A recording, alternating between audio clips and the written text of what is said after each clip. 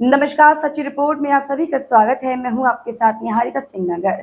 आइए नजर डालते हैं आज की महत्वपूर्ण खबरों पर। भगवानपुर ब्लॉक में इफ्नो नैनो यूरिया के प्रचार प्रसार के लिए एक गोष्ठी का आयोजन किया गया, जिसमें गांव-गांव से बड़ी संख्या में किसान पहुंचे थे। इस गोष्ठी का मकसद किसानों को नैनो यूरिया की जानकारी देना था। वहीं इसी मौके पर बतौर मुख्य अतिथि पहुंचे जिला सहायक निबंधक पुष्कर सिंह पोखरिया ने कहा कि प्रदेश और केंद्र सरकार किसानों के उत्थान के लिए तरह तरह की योजनाएं चला रही हैं, जिनका उन्हें लाभ भी मिल रहा है। किसानों को अपनी फसलों के लिए जागरूक होना पड़ेगा। उन्होंने कहा कि इफ्को नैनो यूरिया ने बेहद कम समय में किसानों के बीच अपनी पहचान बनाई है। खपत में भी इफ्को नैनो यूरिया सबसे बेहतर है और फसलों के उत्पादन में भी इफ्को नैनो यूरिया ने महत्वपूर्ण स्थान प्राप्त किया है। इस दौरान उन्होंने कहा कि सभी किसान भाइयों को इफ्को नैनो यूरिया का प्रयोग करना है। उन्होंने कहा कि आज अधिकांश किसान इफ्को नैनो यूरिया का प्रयोग करने के लिए आगे आए हैं। 2 पेटी इफ्को नैनो यूरिया खरीदने पर सरकार एक स्प्रे मशीन भी उपलब्ध करा रहा है। इस मौके पर खंड विकास अधिकारी आलोक गार्गी ने सरकार की योजनाओं की जानकारी देते हुए बताया कि सरकार किसानों के लिए जहां पेंशन देने का काम कर रही है, वहीं उनकी फसलों को लेकर भी सरकार बेहद गंभीर है। आपदा में किसानों की फसलों को भी भारी नुकसान हुआ है, जिसका सरकार ने उचित मुआवजा भी दिया है। उन्होंने कहा कि इफ्को नैनो यूरिया ने भी किसानों की फसलों को अच्छे परिणाम दिए हैं, इसीलिए सभी किसान भाई अधिक से अधिक इफ्को का नैनो यूरिया का प्रयोग करें। आपको बता दें, इस मौके पर अपर जिला सहकारी अधिकारी राजकुमार, इफ्को वैज्ञानिक डॉक्टर पुरुषोत्तम, इफ्को प्रबंधक डॉक्टर रामभजन सिंह, एडीओ भगवानपुर श्रीमती कल्याणी देवी, सुपरवाइजर रजत कुमार, कुलवीर सिंह तथा भगवानपुर तहसील के समस्त कर्मचारी मौजूद रहे। ये 1967 से जो हमारी इफ्को कंपनी पूरे भारत में उर्वरक का उत्पादन करती है, उनके द्वारा माननीय प्रधानमंत्री जी के बार बार आह्वान और माननीय केंद्रीय कृषि मंत्री जी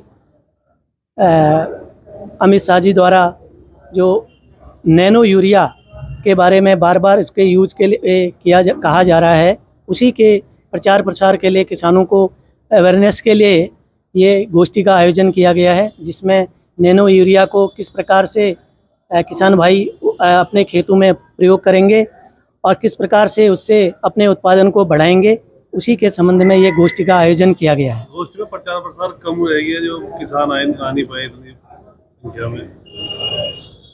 ये इसलिए किसान भाइयों की उपस्थिति कम रही क्योंकि एक बार पूर्व में इसका आयोजन किया गया था।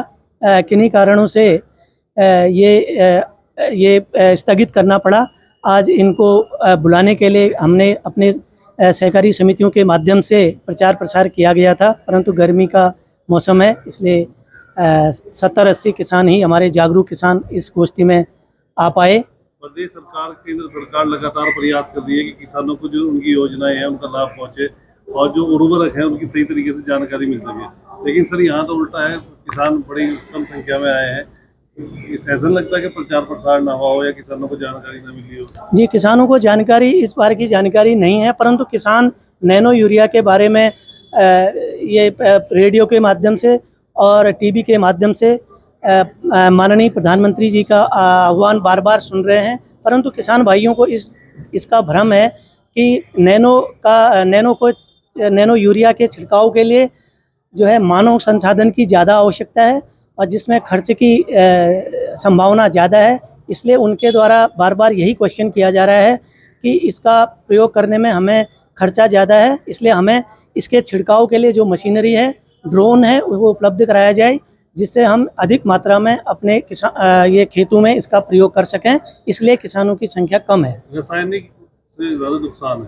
हाँ, रासायनिक से जैसे चंडीगढ़ है, चंडीगढ़ में 3 फीट तक जो भूमि है हमारी वो उपजाऊ नहीं रह गई है। उसी को रोकने के लिए भारत सरकार द्वारा बार बार ये आह्वान किया जा रहा है कि nano urea, nano DAP, nano NPK और सागरिका और जो ये इस प्रकार के हमारे बायो फर्टिलाइजर्स हैं, इनका प्रयोग किया जाए और भूमि को बंजर होने से बचाया जाए। इसी के लिए ये गोष्ठी का आयोजन किया गया है। आरिफ नियाजी की रिपोर्ट।